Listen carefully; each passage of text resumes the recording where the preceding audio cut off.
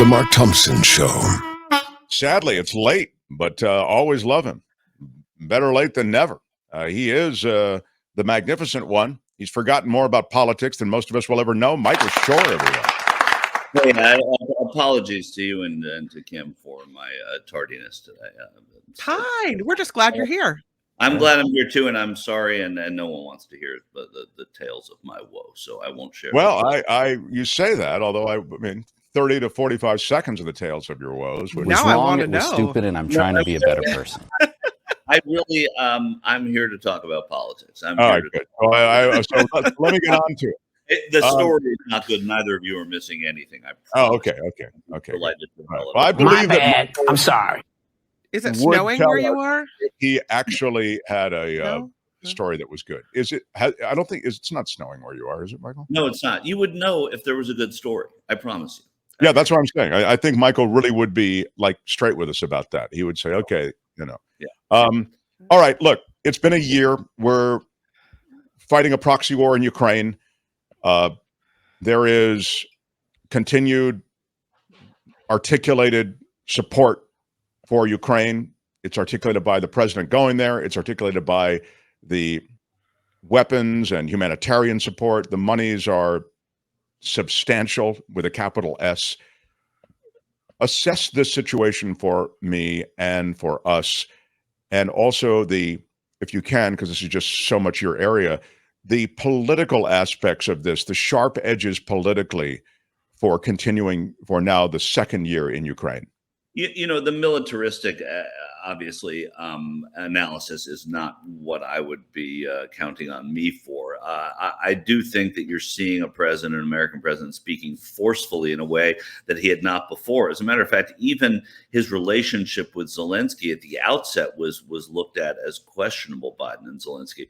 And then as things have moved forward and he is saying things like, we will not cede an inch of NATO, you're hearing very powerful words from a president on the world stage, a place where they're paying more attention to this issue than they are here domestically is Europe, and how the president's support for Ukraine, for NATO, in an extended way for the EU is playing out. And I think that it puts a lot of those leaders on alert that they're going to have to now start stepping up, and they're being asked questions about their participation over there. What it does also do, and this it goes against what my belief was more forcefully, but remains, is that President Biden's not running. Well, this flies in the face of that belief of Biden, is that he will run again, and he's turning himself into a de facto wartime president by doing this, which is always an advantage when you're running for president. And it's a bigger advantage when you're not sending troops in, right? When you're sending money and not troops, it's a different conversation. So Biden is taking control of this in a way that I don't think anyone had been anticipating. And, you know, a 10-hour train ride into what is, in fact, a very, very important part of his presidency now. Have you ever taken a 10-hour train ride, Michael? I have, yes. I've taken long, Yeah. But never into a war zone, and never to meet a world leader. Yes. Okay. Well, that's something to shoot for. Yeah. I do think that you put an interesting, you cast an interesting light on it as a way to signal, in effect, that he will likely run again, which seems clear. The reason you say that is, were he not going to run again, what would happen? You don't think he'd make that trip? Is that what you're kind of saying? I don't know. I don't know that he would or wouldn't have. I don't know what the negative is here. I think the positive is that by doing it, he is signaling, I'm in charge, and I am going to forge an American and an international foreign policy. And that means I'm sticking around. And that's what I'm taking into my campaign. And, you know, people are going to say, well, he should have gone to Ohio. And perhaps he should have gone to Ohio as a president. Maybe he will. He sent his transportation secretary, Pete Buttigieg, there. And people are going to, at home are not going to pay as much attention.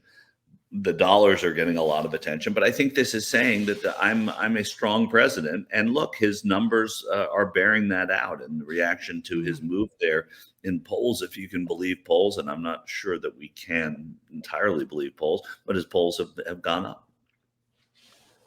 I want to, because you mentioned Ohio, let's just touch on that story. You know, I was feeling as though, and I made this point on the air, I don't think I made it to you, but I was feeling as though his magic power is, I think, Biden's legit heart. Like, I don't think he's a phony when it comes to feeling the grief and feeling the pain of so many who have been involved in any number of things where the president's called upon to, visit the site of some tragedy or whatever. In this case, this is this catastrophe that's occurred, and I thought he missed a chance to really show that thing, which is that he really cares about Americans, even those who are in red states or whatever it might be. But I made that point to David K. Johnston. He said, no, you know what? Presidents being there, it gets in the way of everything. They're in the middle of a cleanup. I think both are true, actually, as I reflected on it. But I'm wondering your thoughts. You mentioned the fact that Buttigieg is there, but it's a different kind of thing. And Trump has gone, and of course, he has none of those aspects of a pure heart or sense of others, or really caring about a community that Biden or even Buttigieg might. No, and also, as people have pointed out, is that a lot of the policies that maybe, I wouldn't say caused what happened to happen in Ohio, but certainly have were there to make sure that those things didn't happen, and when they did, and if they did, to sort of remediate that as much as they could. A lot of that money was gutted in the last administration, but I'm also not putting any of this fault or blame. I mean, this was a rail accident that was maybe bound to happen, and it did happen. I think what David K. Johnston said is true. It's also convenient to say that. We always say it, and presidents who don't want to go places say, I'll just get in the way. I'm going to wait and go down there later. When natural disasters hit, you often will see presidents and vice presidents on the ground immediately or in the few days after that. This is typically the kind of thing that the NTSB goes in and addresses and cleans up immediately and gets its answers. A president may go in to say, all right, we're rebuilding here and we are giving this amount of money here and we're dedicating this there. But as soon as you're criticized for not going, it's often time to go, even if you shouldn't have gone in the first place. And I think that's what Biden's dealing with now. And I think what Ukraine has become is a distraction from that. And, that's why being president is so hard. You have different problems every single day. And so many people who are president do those things well or not well at all, and become sort of hyper-focused, blinders on certain issues. I think that's what sort of held, for example, we talk a lot about Jimmy Carter now. It held the Carter administration was the 52nd hostage in Iran, because it couldn't do anything. It was so hyper-focused on that by necessity and also by choice. I don't think that's the case with Biden. I think he would have liked to have gone. I think he probably will go once there's some good news to bring to that area. And I think the politics of it will simmer. I don't think we're going to be talking, unless Pete Buttigieg runs for president one day. I don't think we're going to be talking about Ohio in a big way presidentially in the next election. Right. It's not relevant from that standpoint. Not for the president, anyway. Yeah. I did want to just follow quickly. Sorry, but I just wanted to mention the fact that, because Buttigieg did make a point of it, and I thought it was a good one. How I feel about this accident. I think it exposes so much of what's wrong in terms of, shining on environmental regulations, shining on engineering regulations when it comes to the railroads. It's the way that the legislation has been bought and paid for. We've talked about it here with Michael. Buttigieg had a chance, though, to visit that and kind of make those points again, that the regulations on the brakes, for example, were rolled back. They were put into effect during Obama's administration, rolled back during the Trump administration as part of his, getting government off your back, getting regulations reversed. But the ownership of the railroads and the chemical companies of our government, I think that's being exposed a bit in all of this. Well, it is, and that's kind of what people should be talking about. That doesn't mean that's what the people in East Palestine, Ohio, want to Oh, hear. sure. Right. And they want the best version of Biden to come in and say, we're going to take care of this. We're going to make sure we're looking out for you. We're going to make sure this doesn't happen again. And we're going to take care of what happened. That moment may be gone until they actually go in and say, this is what we're doing to take care of you now that you've had to suffer this over the past month or whatever it is, whenever he does go. And that's a problem Democrats have, right? Going in, casting blame, painting pictures of what is wrong and why, the environment. When people went into after Katrina, the people that were talking about global warming, that's not who the people in Louisiana, Mississippi wanted to hear from. They wanted to hear from here are your cots, here are your blankets, here are your checks, here are your temporary homes, etc. So there's a time for that, but it wasn't then. And so that's why I think the moment for Biden to have gone was earlier. It may not have been, it clearly wasn't, it was a choice for them not to go in because they do let the people do their work. There will be a time for the president to go in and bring some good news to that area. And then also talk about it legislatively. You're going to have the transportation committees in both houses of Congress probably look into this. And that's where the progress is made. That's not what the people in Ohio want to hear right now. Did you have something, Kim? I'm sorry. Anything? No, I was just going to mention today, of course, marks 1 year since Russia invaded Ukraine. And the announcement came from the White House today, or U.S. Treasury, that they are cracking down on quite a few individuals and what they call entities, and I'm not sure if that's businesses or not, that they feel have been helping Russia in this endeavor to, crush Ukraine.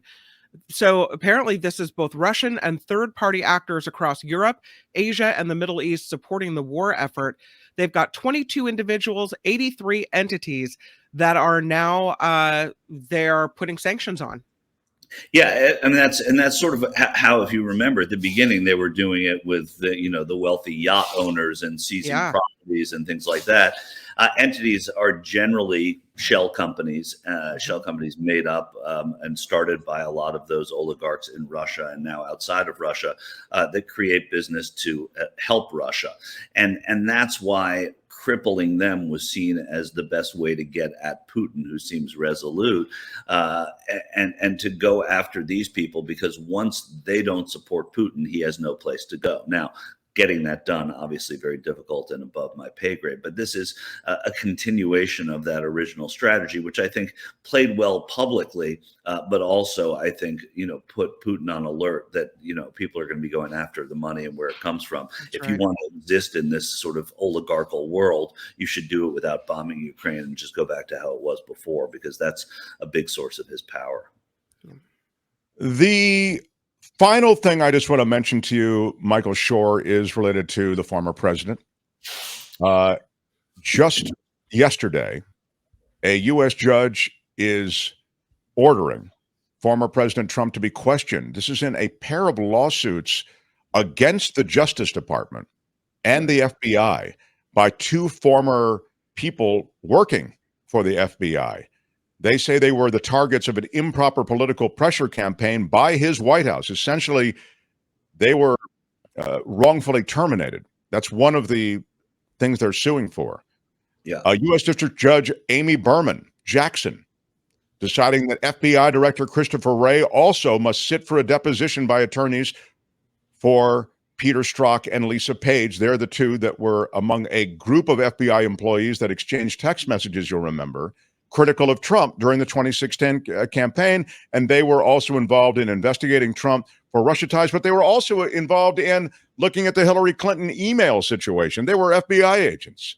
Yeah. So, but they were FBI agents that Republicans glommed onto because they weren't, they seemed rogue because of this, and they seemed partisan. So they were defamed left and right by both the White House, by official Washington and unofficial, Trump world, MAGA world, and that's why they're bringing lawsuit, because they didn't feel they were properly defended by the Justice Department for doing their jobs, in spite of the fact that they, were not Trump partisans. Indeed. The lawsuit claims that Strzok, for example, was fired for speech protected under the U.S. Constitution. and he's seeking reinstatement, back pay, and unspecified monetary damages. Page is seeking at least $1,000 in damages. It seems as though maybe Page is doing this for reasons to make a point. It's a real interesting question, and I leave you with the interesting question, Michael. I wonder if you could just weigh in on this. Should FBI agents and their communications, I mean, aren't they as FBI agents allowed to say, wow, I hate this guy, this, whomever it might be, a public official, boss, whatever. Can't they say this in private messages? Or the minute they do that, are they running afoul of some investigation? Has the purity of their work been compromised in some way, and should they be sacked? I think that we have human beings doing these jobs, and in an era of extraordinary partisanship, which is living above board rather than below board. These are the questions we have to answer, and they're most profound when it comes to the Secret Service. And a lot of the investigations that have found Secret Service members, and the Biden administration has been suspect of this, who were partisan to Donald Trump, who are serving this White House, and what kind of take a bullet for the president mentality that has always existed in that organization. Where does that stand now? It's the same thing, I think, in the Justice Department, when you have people who are partisan in one way or another doing the job that they need to do objectively. I as a reporter who can report objectively and in a partisan way, you just have to turn it on when you need to turn it on. It doesn't mean, I can say, Donald, this was a good thing for the Trump administration, and not like Donald Trump as a reporter. Well, I think it's the same thing. Is you're an FBI agent, you're looking for wrongdoing or investigating people that deserve investigation. Your partisanship has to be left aside, and I think that's what we entrust most public officials to try and do. And again, it's imperfect, but so are we. And I do see why Strzok and Page are irate over what happened. But you can also see the other side too, when you see people talking about how much they don't like Donald Trump. Yeah, it just, when you talk about people's personal communications, and people are saying they were in a romantic relationship, gossiping more or less, said Maud. Yeah, I agree, but I see why it would look bad. If I was a big partisan for Trump, I would say, God, look at these people. I would do the exact same. Anyway, Trump will be deposed. I mean, they say right 2 hours of questions. Yeah, he should put that on the list of depositions he has to do. Yeah. Exactly. Michael, thank you for hanging out with us. There's never been anything like this. Anyway, you can find him on social media at Michael Shure, Shure. See you, Michael Shure. Thank you. Nice night.